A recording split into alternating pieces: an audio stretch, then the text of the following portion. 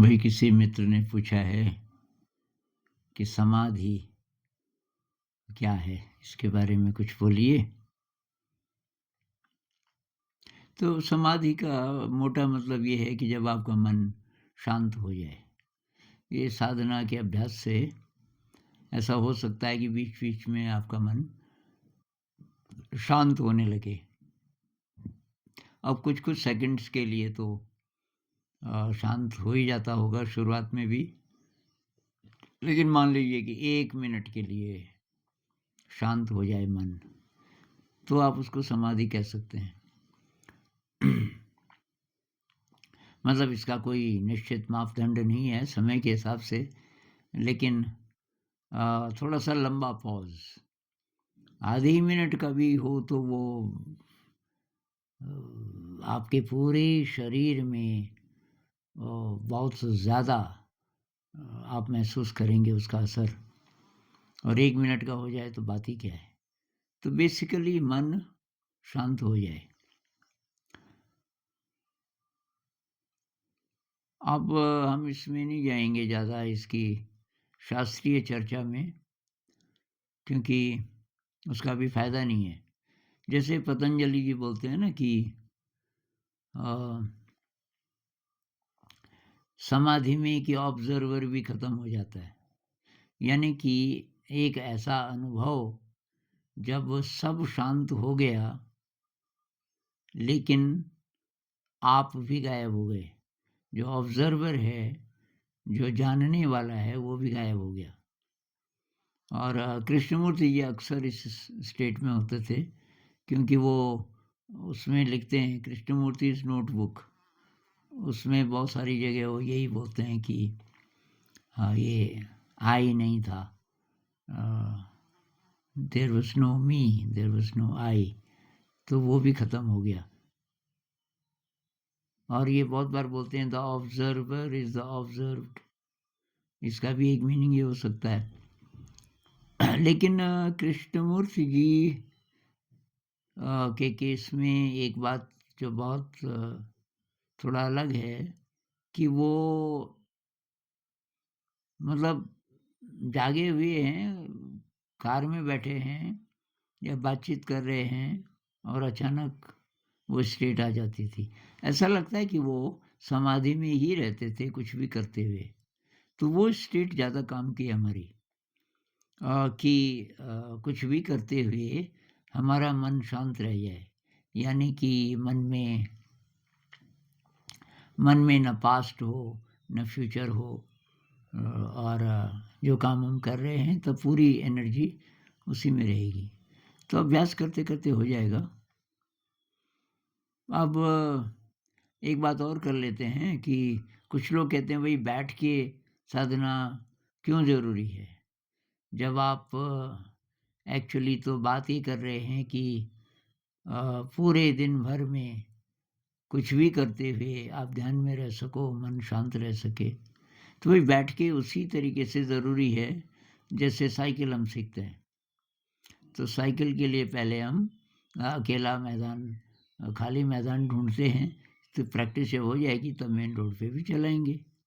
तो बुद्ध भी यही कहते हैं सत्तिपट्ठान सूत्र में, पहले बैठ के अभ्यास करो, और बैठ के तो करना ही है। जो सिटिंग मेडिटेशन है, वो तो कुछ अलग ही बात है, उतनी गहराई आना मुश्किल है माइंडफुलनेस में। पर बुद्ध ये भी कहते हैं कि दिन भर आप कुछ भी कर रहे हो, तो शरीर की अवेयरनेस और मन की अवेयरनेस, चत्वारो सत्तिपट्ठान, वो कहते हैं 4 प्रकार से आप अवेयर रह सकते हो। 4 कौन से? अवेयरनेस ऑफ द बॉडी, शरीर की अवेयरनेस, संवेदना की अवेयरनेस, शरीर में जब सेंसेशंस महसूस होने लगें, और उसके बाद कहते हैं चित्तानुपස්සना, कि मन की अवस्था कैसी है, स्टेट ऑफ माइंड, और धम्मानुपස්සना, मन में क्या चल रहा है, क्या आ रहा है, क्या जा रहा है। पतंजलि जी भी वही बोलते हैं, बैठ के स्थिरम सुखम आसनम, ऐसे आसन, आसन मतलब अच्छा आसन कौन सा है जिसमें आप स्थिर बिना हिले डुले लंबे समय तक बैठ सकें। और कृष्ण भी वही बोलते हैं अर्जुन को, भगवद गीता में कि ध्यान कैसे लगाएं, तो आसन बनाओ, आसन का वर्णन करते हैं, उसमें फिर बैठो और नासिका के अग्रभाग में ध्यान लगाओ और सीधे बैठो स्थिर, वो भी ये बात करते हैं। तो इस पे बहुत ज़्यादा रिसर्च हो चुकी है हमारे ऋषि मुनियों से लेकर के और अभी तक भी। अब जो लोग ये कहते हैं कि बैठना ज़रूरी नहीं है, वो 2 प्रकार के लोग हो सकते हैं। एक तो उनको ज़रूरत नहीं है, वो मतलब बहुत हाई एनर्जी पर जीने वाले लोग हैं, जैसे जे कृष्णमूर्ति थे।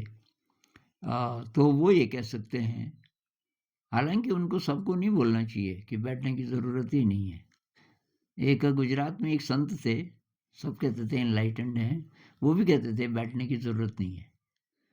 तो बाद में तब पता चला कि वो शुरुआत उन्होंने की और उनसे बैठा नहीं जाता था, बैठते ही नींद आ जाती थी। तो तब उनको लेकिन ये विश्वास नहीं आता कि जो दूसरे लोग बैठ के ध्यान करते हैं, वो कर लेते होंगे। क्योंकि मैं उनके आश्रम में रहा तो मैं कई-कई घंटे बैठा रहता था। तो उनके जो सीनियर उनके जो सन्यासी थे, उनको बड़ी क्यूरियोसिटी, तो फिर वो मुझे कहते थे कि हमारे बाबा जी तो बोलते हैं बैठना नहीं चाहिए, आप तो बहुत बैठते हो। मैंने कहा, भई आपके बाबा जी अलग इंसान हैं, मैं अलग हूँ। कह रहे वो तो एनलाइटेंड हैं। मैंने कहा होंगे एनलाइटेंड, लेकिन भई मुझे तो बैठ के ही ज़्यादा गहरा ध्यान होता है।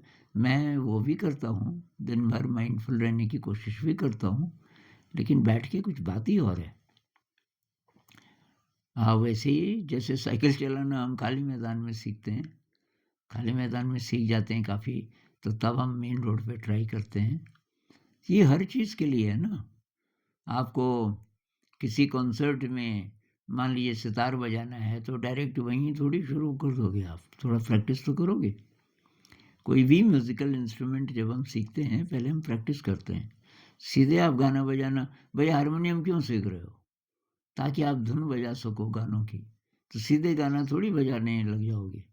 पहले आप सरगम सीखोगे और बहुत-बहुत टाइम लगाओगे उस पे। हर चीज़ में अ, ये बात लागू होती है। तो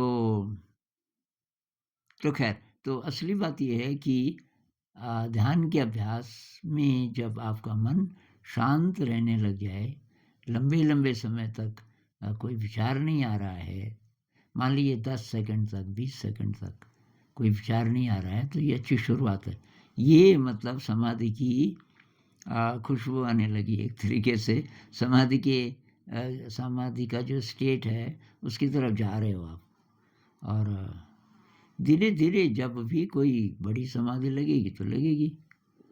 ज़्यादा यूज़फुल ये है कि हम सब कुछ करते हुए उस स्टेट में रह सकें कि मन शांत रहे। ना फ्यूचर की सोचे, ना पास्ट की। मतलब विचार थोड़ा बहुत कोई बात नहीं, पर ये जो विचारों का बहुत ज़्यादा तूफ़ान होता है, ये ज़रा कम हो जाए, तो बड़ी-बड़ी देर तक कोई विचार ना आए, ऐसा हो जाए तो बात ही क्या है। तो इसकी प्रैक्टिस करनी पड़ेगी। नमस्कार।